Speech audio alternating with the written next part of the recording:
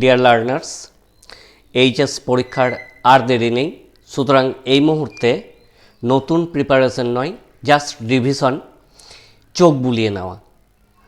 তোমাদের প্রত্যেকের জন্য শুভকামনা জানিয়ে আমি ইংরেজির আজকের এইচএস লেভেলের ডু অ্যাজ ডাইরেক্টেড শেষ অংশে এসে গেছি। আজকে আমরা আলোচনা করব এবিটিএ টেস্ট পেপারের 350 নাম্বার পেজ নিয়ে। প্রথম প্রশ্ন আছে, he received none but common folk. তোমাদের কোয়েশ্চেনে দিয়েছে ভয়েস চেঞ্জ করতে। এই প্রশ্নটাকেই অ্যাফার্মেটিভও করতে দেওয়া হয়। তো টেস্ট পেপারে এটাকে ভয়েস চেঞ্জ বলেছে। ভয়েস চেঞ্জের অ্যান্সারটা দাঁড়াচ্ছে নান বাট কমন ফক ওয়াজ রিসিভড বাই হিম। এখন এটাকে যদি অ্যাফার্মেটিভ করতে দেয় তো মনে রাখবেন নান বাট থাকলে নান বাটের পরিবর্তে অনলি ব্যবহার করতে হয়। তাহলে হি রিসিভড অনলি কমন ফক, তাহলেই কিন্তু অ্যান্সার হয়ে গেল। Next question, the woman said I were young once and I wanted things I could not get. Narration change করতে বলেছে। প্রশ্নটা change the mode of narration. The woman said that she had been young once and she had wanted things she could not get. was where had been পরিবর্তিত, was where থাকলে had been এ পরিবর্তিত হয়। সাবজেক্টের পর main ভাব পাস্টে থাকলে past পারফেক্টের ব্যবহার করতে হয়, তাই she had wanted হবে। The root is to be pulled out. পরের কোয়েশ্চেন আছে, এটাকে নেগেটিভ সেন্টেন্সে ট্রান্সফার করতে বলেছে, turn into a negative sentence. এটার থেকেই ভয়েস চেঞ্জও দিয়ে থাকে, তোমরা লক্ষ্য করলে দেখবে।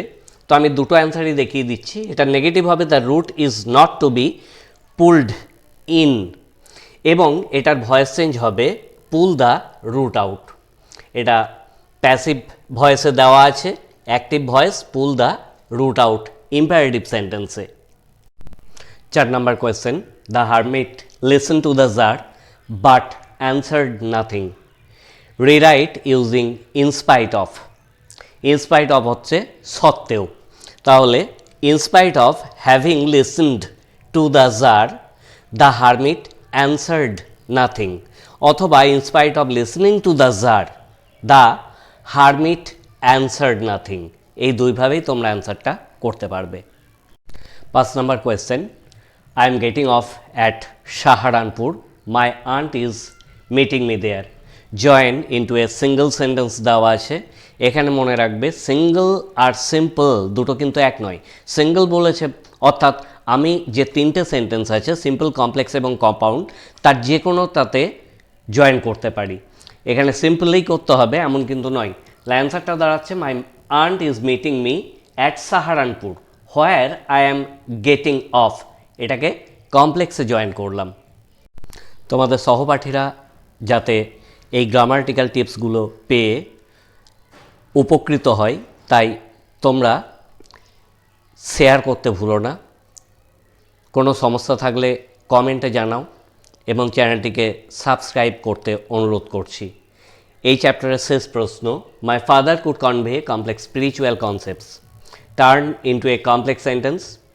My father could convey spiritual concepts which were complex. Complex spiritual concepts, participle adjective আছে, participle adjective ভেঙে দিলে তোমরা জানো সেটা কমপ্লেক্স হয়ে যায়। তো এভাবে কনভে স্পিরিচুয়াল কনসেপ্টস এই অংশটা নিয়ে হুইচ ওয়্যার বা দ্যাট ওয়্যার কমপ্লেক্স, এভাবে তোমরা জয়েন্ট বাক্যটাকে ট্রান্সফর্ম করতে পারো। সবাই ভালো করে পরীক্ষা দাও, ভগবান তোমাদের মঙ্গল করুন, আগামী দিনগুলো আলোকময় হোক এই কামনা করে আজকের মতো শেষ করছি।